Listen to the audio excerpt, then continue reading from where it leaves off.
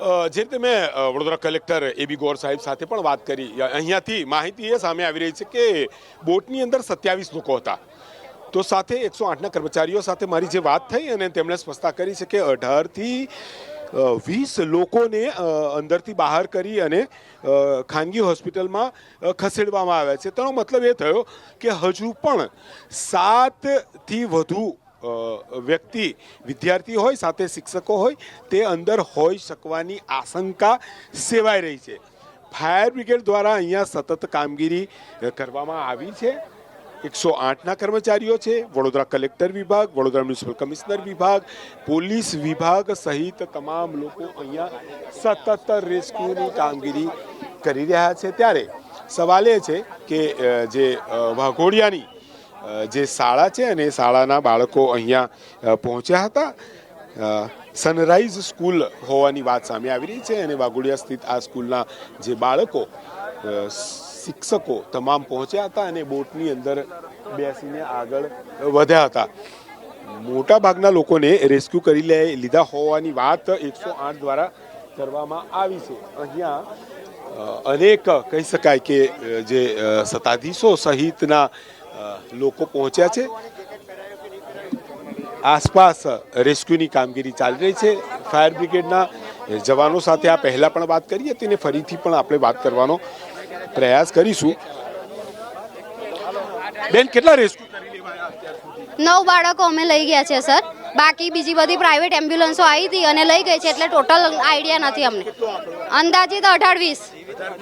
હા, અંદર 27 હોવાની વાત હતી, એટલે હજુ પણ નથી મળ્યા. રેસ્ક્યુ કામ ચાલુ છે કારણ કે અંદર દલદલ જેવું છે, હજુ બાળકો મળી નથી રહ્યા. જે ઉપરથી મળી ગયા હતા એ બધા બાળકોને અમે ફટાફટ શિફ્ટ કર્યા છે. ત્યાં આગળ 9 બાળકો શિફ્ટ કર્યા છે. બીજી પ્રાઇવેટમાં અમને આઈડિયા નથી. 9 બાળકો અત્યારે ફાયર બ્રિગેડ સાથે જે 108 કહી રહી છે કે તેમને રેસ્ક્યુ કરાયા છે. કુલ આંકડો તેમણે 18થી 20નો પણ કહ્યો હતો. જો કે વાત એ છે કે હજુ અંદર કેટલા બાળકો છે તે એક સવાલ છે, પરંતુ વડોદરા કલેક્ટરે પણ અહીંયા તમામ સ્થિતિની જાણકારી લીધી છે અને તેમણે અહીંયા સ્પષ્ટતા પણ કરી છે કે કેટલા બાળકો અંદર હતા, શું કામગીરી ચાલી રહી છે. સ્થાયી સમિતિ અધ્યક્ષ પણ પહોંચ્યા હતા. શું પ્રાથમિક વિગત શું છે સાહેબ? પાણીગેટ વિસ્તારની ન્યૂ સનરાઈઝ સ્કૂલના બાળકો લેક ઝોન ખાતે પિકનિક પર આવ્યા હતા.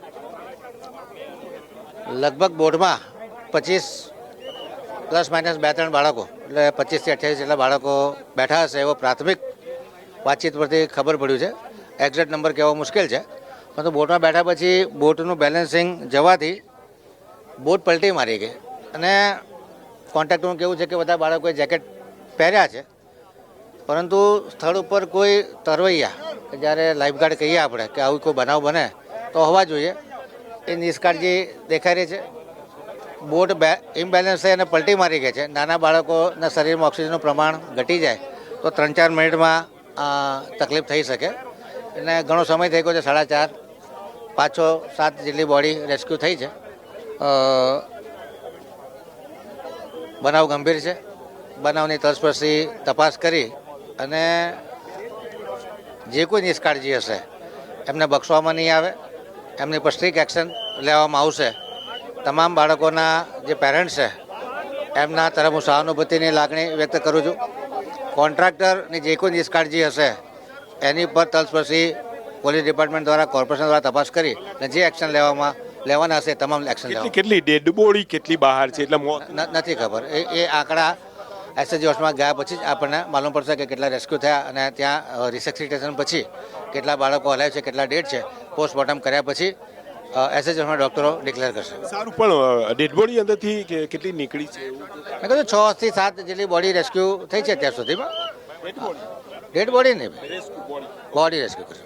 ઓકે, 6 થી 7 રેસ્ક્યુ થઈ છે તેવું કહે છે. તો ક્યાંક 108ના કર્મચારી કહી રહ્યા છે કે